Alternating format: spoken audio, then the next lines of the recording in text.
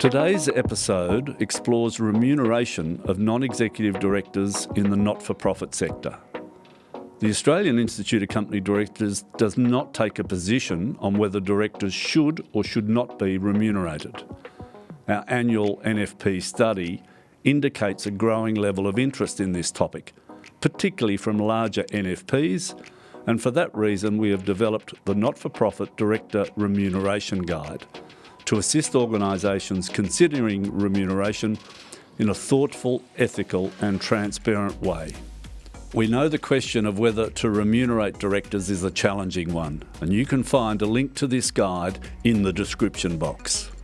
However, we recognise the vast majority of NFPs will not remunerate their directors.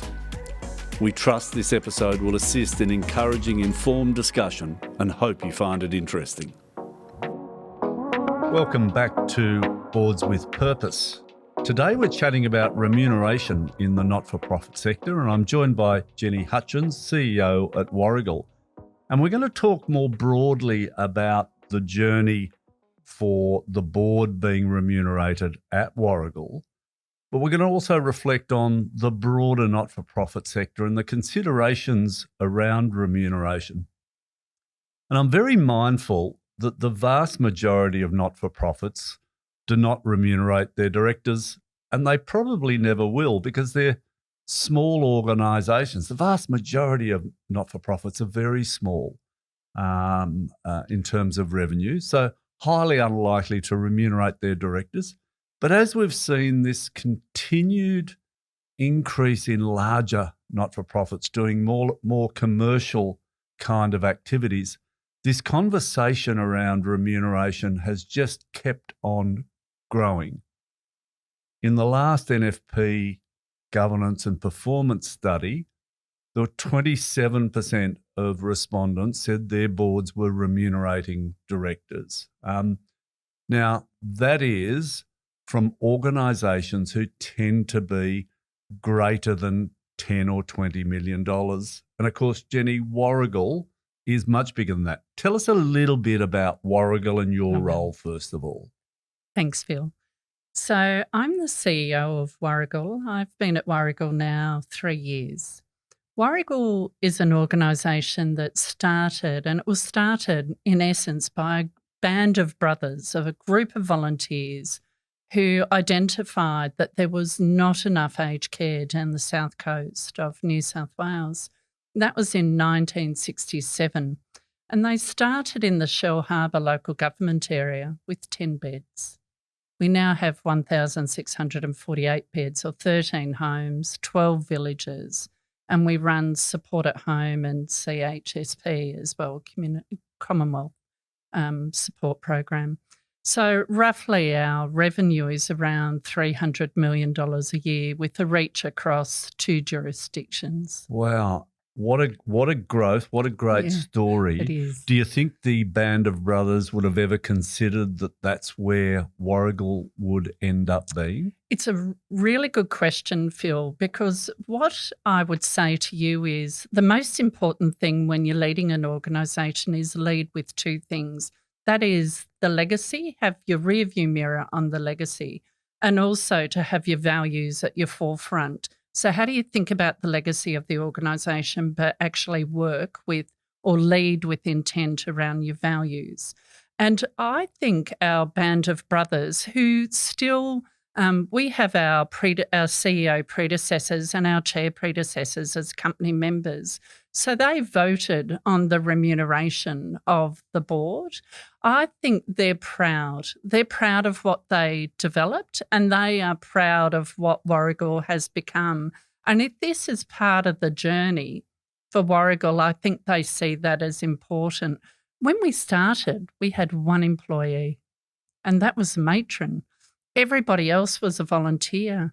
Now we've got 2,500 employees and 600 volunteers. So they see that liability and responsibility around governance that's brought us here. They brought us to this point to enable where we focus on the future. You mentioned at the beginning there about the reason for the establishment, to provide aged care into a location where it was not available. I guess that's at the element of the purpose of the organisation. Is that purpose still quite similar now, do you think? Warrigal is a values-led, purpose-based organisation, and we're really proud of that.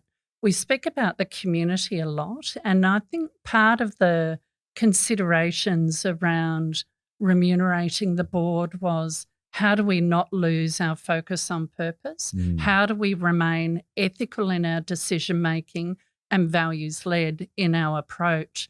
And so that was really important when we started thinking about it. We've got about 45 company members. In that company membership are people who have been with the organisation nearly as long as the organisation's age, and we're 59 years old. And we've got relatives whose family started Warrigal. We have previous CEOs and previous chairs, and we have community members. So that centering on community is still part of who we are and how we think as an organisation, even though our reach is bigger. Makes complete sense. And if you look at Australian society since that 1960s period, we're a much older nation now. And of course, all of the data says that we will continue to age demographically as a society. So that demand, I'm assuming, is only going to increase. And as the South Coast and Illawarra increases in population, I assume you see demand increasing? Yes, demand will increase. So some of the data that we quote is there'll be a doubling of people over the age of 85 by 2041. Now that sounds a long time away, but in fact it's 15 years. So how do we prepare for that, and what does that look like? So our stewardship and leadership of this organisation in what is a critical time is very, very important. And when we pop that rear view mirror up and look at the history of aged care in Australia, we've just gone through a Royal Commission. We've gone through the greatest legislation changes in the history of aged care. So a lot has been happening in this aged care space, and it's required dedication and commitment to be able to continue to succeed as an organisation in this space and to meet the demand that we know is growing now, and it will grow in the future. I was going to reflect on the Royal Commission and the findings of the Royal Commission, because not everyone had done great things in the aged care space. There had been some real governance failures. And I don't want to dwell on those, but perhaps it had put a real spotlight on the quality of governance, and how do we make sure that governance is done better now and into the future. And I'm thinking that's part of your journey as well, as thinking, what people do you need on the board? What skill sets for now and into the future? Yeah. Can I step back a bit? I think in Australia, there have been a number of Royal Commissions, both in the not-for-profit space and the for-profit space. So if I pick out a few, I'll pick out the Banking Royal Commission, I'll pick out the Institutional Responses to Child Sexual Assault Royal Commission, and I'll pick out the Aged Care Royal Commission. All three identified the importance of governance, both in for-profit and not-for-profit organisations. All three identified the responsibilities, the liabilities, the accountabilities of board directors. So then when we step back from that, we go, then what does that look like for organisations? If I come back to being a not-for-profit, what does it mean for us as we steward through massive changes? There are 148 outcomes or recommendations out of the Royal Commission. How do we guide through that? How do we enable the board to steward? What is that skills matrix they need to be able to do that? How do we make sure the board is performing to the requirements, not only of the commission, but actually of the organisation? So how are they accountable to all their stakeholders, the older people to whom we serve, their families, the commission who regulates us. How do they do that? So what's our social contract, and how do we do that well? And they were part of the considerations we considered when we were looking at should we remunerate a board. Can I add one thing? I don't know whether it's timely or not. Years ago, I was opposed to board remuneration for not-for-profit. But as I worked in a previous organisation, also a not-for-profit, I recognised the importance of valuing and respecting the skill and time commitment that directors brought to the table, and also the liabilities and accountabilities that they brought with that. And so it was a consideration as well from a CEO perspective about how you can work with the board and expect that they come to the table present, ready, willing, and having consumed their papers. It's been a fascinating journey because I've watched it as we've done the various iterations of the study over the last decade, the NFP study. And I think when we first kicked it off, it was about 13% of respondents were referring to being remunerated, now at 27%.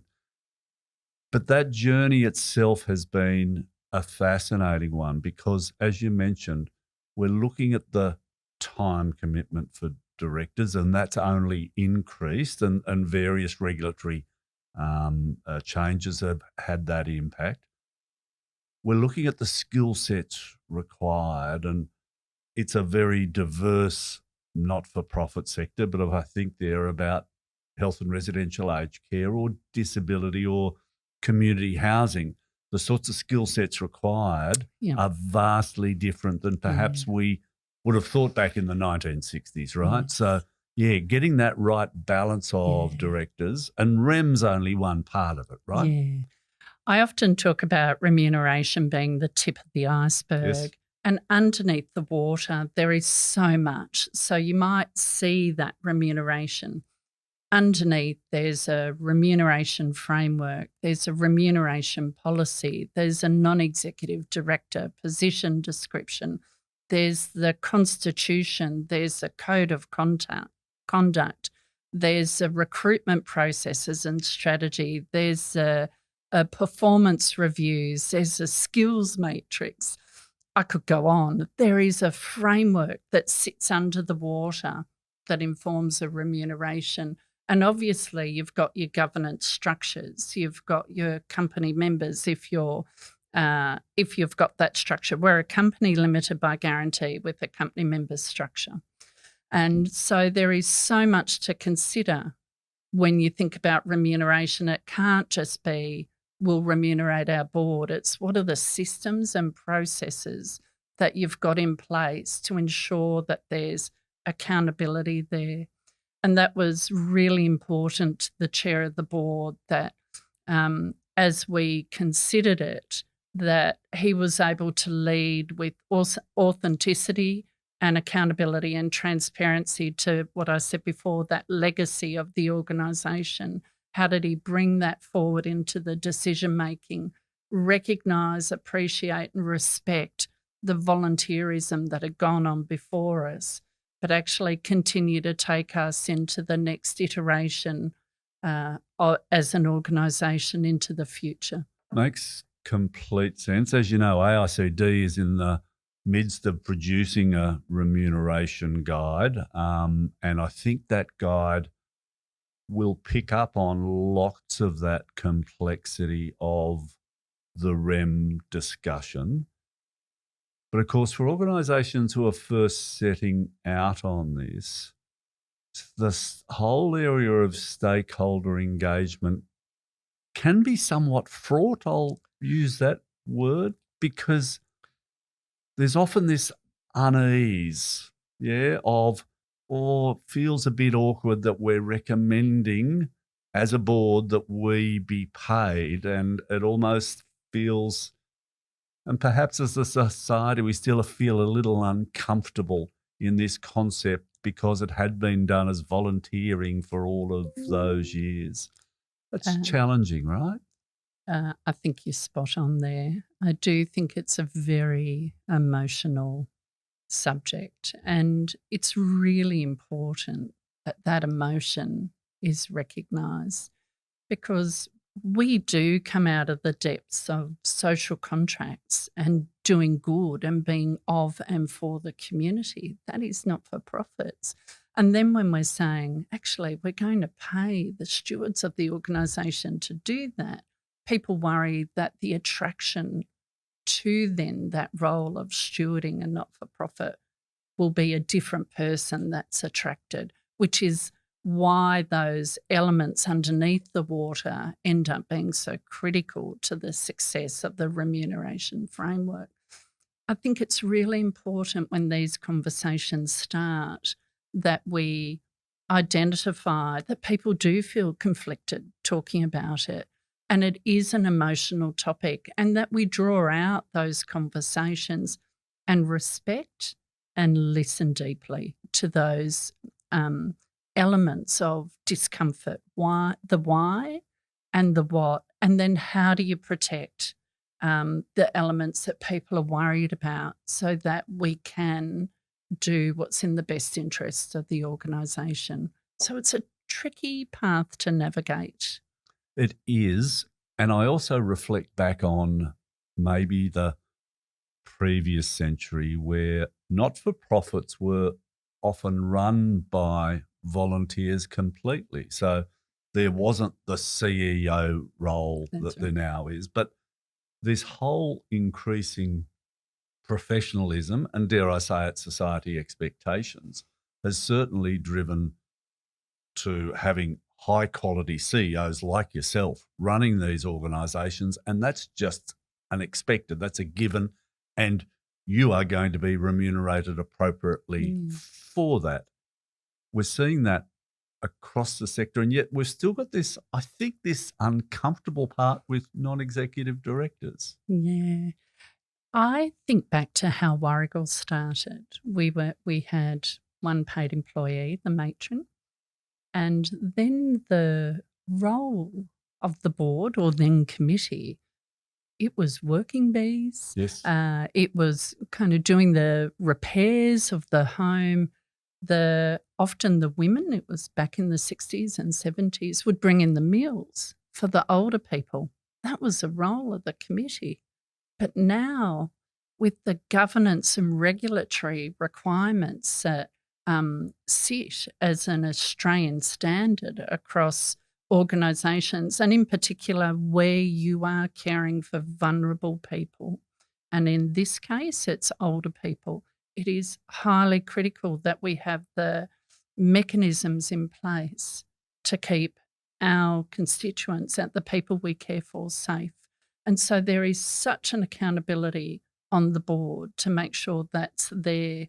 And so then the right skills and the right commitment is important, and valuing that commitment. I mean, I'm valued as a CEO. I'm remunerated for the skills and expertise and experience that I bring to the board. That I bring to the role.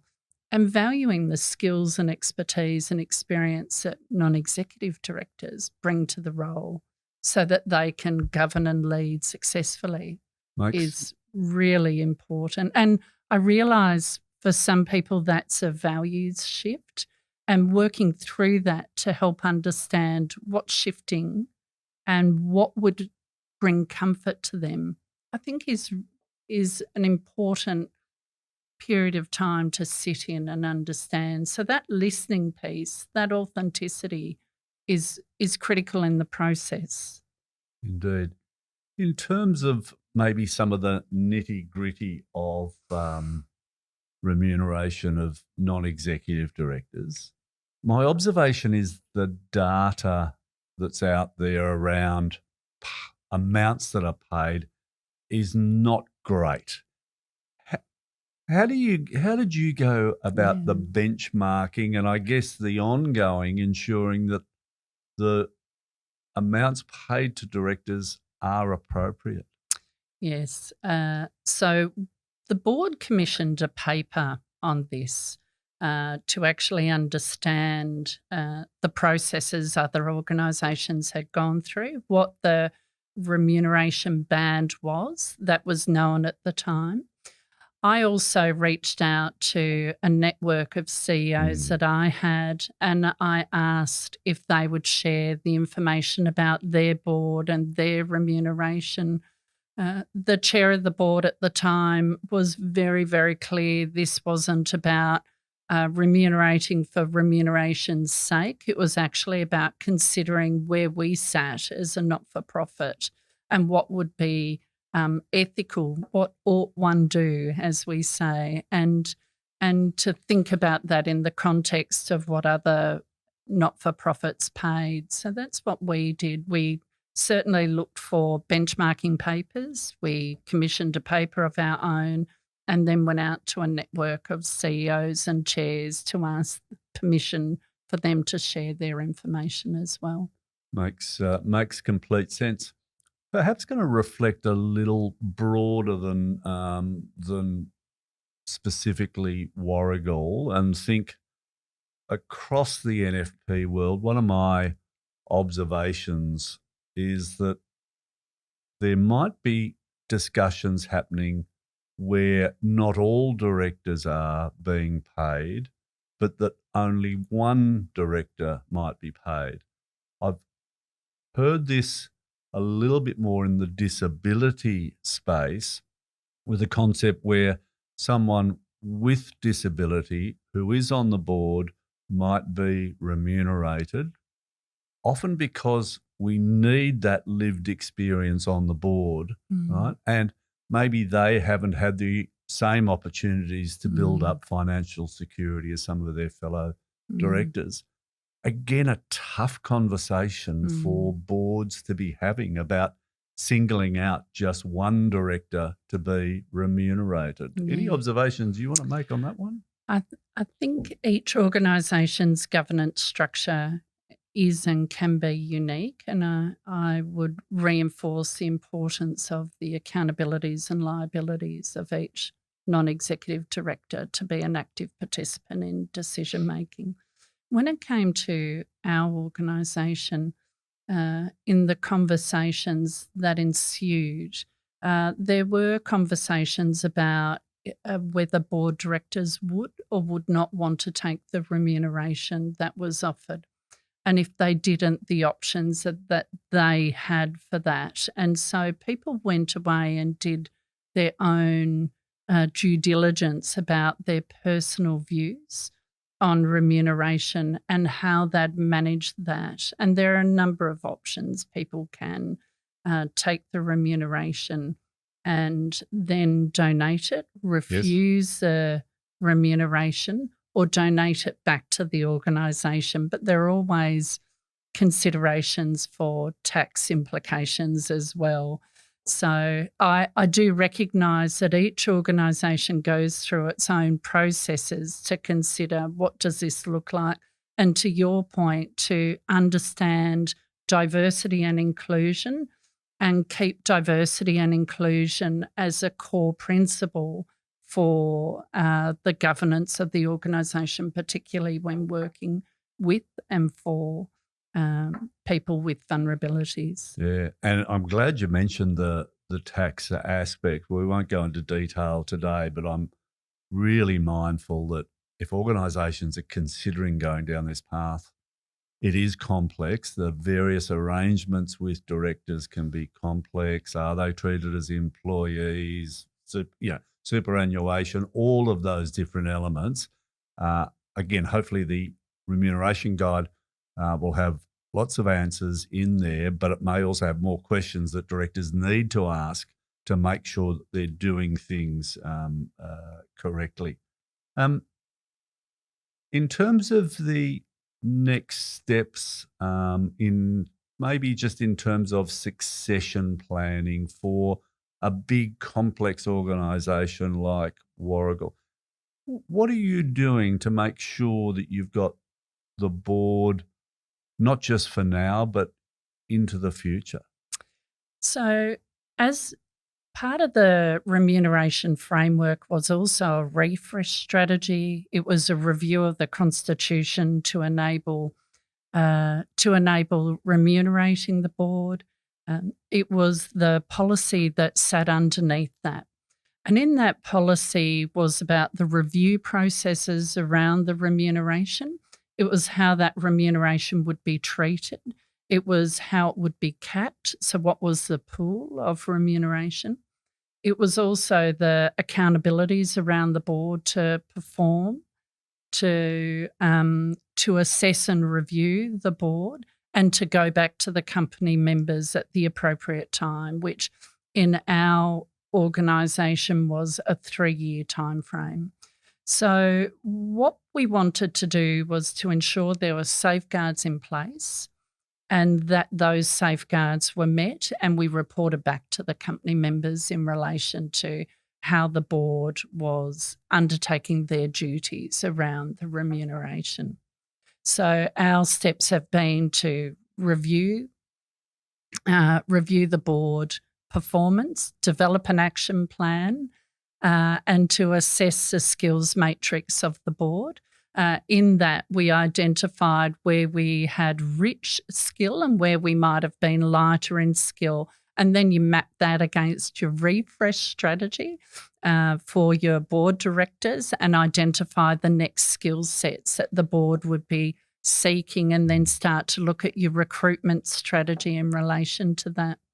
It's fascinating you talk about the future skill set required. And again, out of this year's NFP study, we picked up around artificial intelligence in particular, where directors were feeling that they may not have had the appropriate skill sets required, both at a board level and also in their C-suite, to be thinking about how AI could really benefit the organisation. And I just use AI as an example of that sort of future direction of, getting the right people onto the board for the next iteration of the organisation. It is a really important comment, and we could continue to look at AI as an example. That was in the last refresh strategy when we had a vacancy. Technology was one of the areas that our board identified as an area that we needed at the board table.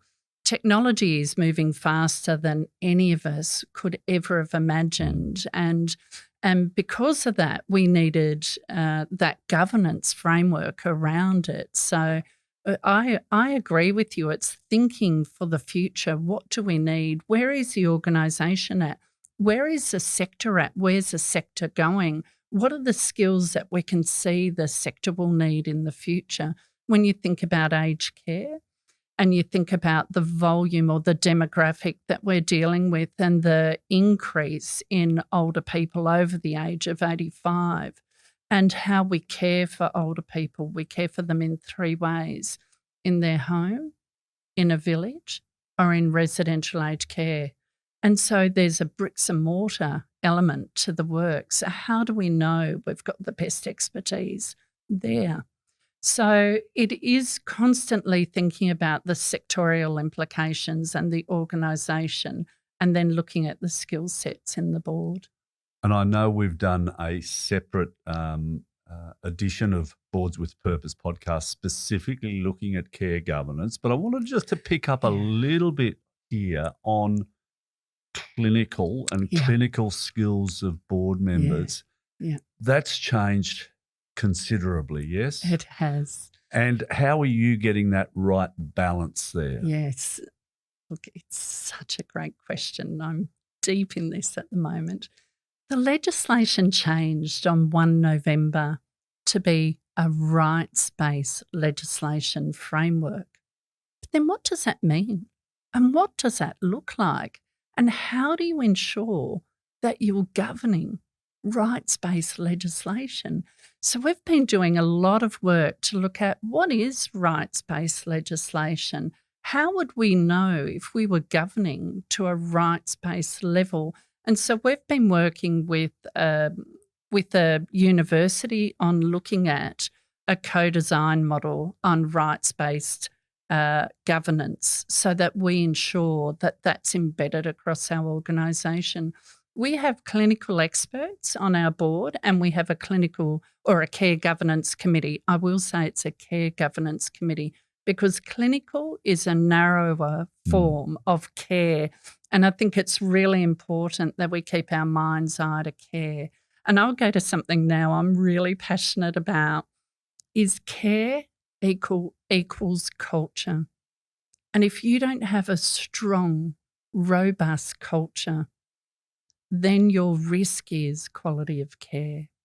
And so care and culture must be intertwined to ensure we provide the best quality care possible, because you must have a shout out and shout up culture to highlight and identify where things aren't going as well as what they could. And so that Royal Commissions, I always say 428, but a number of Royal Commissions have told us that. So care and culture are intertwined and they must always be in the non-executive director's mind's eye. Absolutely. And that links straight back to purpose. Yes. So that you've got to have the right culture linked to care to achieve that outcome. That's right. Of quality lives for those most loved ones, yes? Absolutely. Whether it's a child or an older person, whether it's a person with a disability or a person with a mental health issue or anybody in our community that's identified as vulnerable, which is why we go back to diversity and inclusion. The diversity in your board is really important as well. And it's just not one form of diversity. It could be cultural diversity, it could be gender diversity, it could be age diversity, it could be ability diversity. Diversity and inclusion is a critical element to consider as well when we're looking at governance. One of the other nuts and bolts things that came out of the NFP study was around the time commitment for directors. And yeah, time commitment has continued to increase, but I was kind of amazed. I think it was over 10% were spending more than 8 days per month on a not-for-profit board. And I've had lots of conversations around this, and it comes back to often some simple basics that if you're on the board of an organisation with multiple campuses, you're probably visiting those campuses once or so a year. You're spending time at the coalface, so to say, as well as board meetings, as well as committee meetings. And again, that has reflected, I think, in this greater likelihood for remuneration. What are you seeing for your directors, or maybe for your chair in particular, in terms of hours spent? Oh, a lot of hours. There would never be a week that goes past that we don't see each other or speak to each other. I agree with you. I think the commitment of board directors has increased, and that's for some of those previous comments that we made. What is the voice of the resident, and how do you hear that? What is the voice of the staff member, and how do you hear that? How can you have comfort in the culture of the organisation? What do you know? How do you see it? Who do you talk to? And how do you report that back? And in terms of our residents or customers, how do you see, hear and experience them to know that you're stewarding a good organisation? So that could be visits, it could be going along to a consumer advisory body, it could be meeting up with staff at one of the campuses or homes or villages. There's a lot of ways to do that, and considering an intentional way is the most important thing I could suggest to directors is what is your intent and how do you give yourself comfort that you can hear the pulse of the organisation from the variety of stakeholders that are present. I was chatting with a director last year who had taken on a role where organisations had merged, and suddenly the amount of time that they'd had to spend was enormous. And while they were remunerated, did reflect on, well, the hourly rate is actually going to be a pittance because they were doing so much to get this merger over the line. So again, it's a fascinating one to be actually considering of, yes, you're remunerated, but is the level of remuneration sufficient to actually make you want to do the job? And I suspect people wouldn't do it for the remuneration. It's just something that is an additional benefit to them. I'd agree with that too. It isn't a large volume of dollar at all, but it is a recognition. So it is remuneration is a funny term. It is more or less like a stipend as well. It is not a big amount of money for the commitment. And we're asking for an emotional commitment to the organisation, a psychological commitment to the organisation, and a time commitment to the organisation. So it is a big commitment for directors to say, yes, I'll be on that board. And we expect them to do their due diligence as well. So is this a board you want to be on? Does this meet with your values? Are your values aligned? Will you be able to commit to in-person meetings? Will you be able to travel if required? So it takes a lot to be a director of a board. Jenni, it's been lovely chatting with you today on this really important topic. Thanks so much for your insights and look forward to catching up with you again soon. Thank you, Phil. Cheers. Thank you. Thanks for joining us for this episode of Boards with Purpose. We hope you found it interesting. As a reminder, the Australian Institute of Company Directors does not take a position on whether directors should or should not be remunerated. This is an important and evolving conversation, and we know there are a range of perspectives on this subject. If you'd like to continue the discussion, we'd love to hear from you. Please get in touch with the AICD by emailing us at nfpsectorlead@aicd.com.au.